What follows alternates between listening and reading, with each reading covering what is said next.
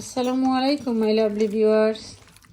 এখানে চিকেন রে খুব ভালো করে ওয়াশ হইলে দেখো মাঝে দিয়ে খারছি মশলা যাতে ঢুকে, আর হলুদ পাউডার, মরিচ পাউডার, লবণ পাউডার দিয়ে এখন ম্যারিনেট করলিরা যাহারা রাব্বা হামো যাইতা তো হামো যাইবার লাগি রেডি হলাম। এগুলা খানি তো নেওয়া লাগবো।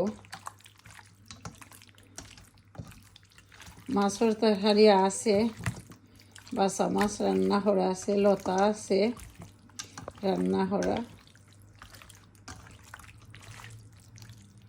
মিট আছে, তুরা সবগুলা আছে। আর তারপরে খামর লাগি তো আর রান্না করা লাগে, খামো নিবার লাগি।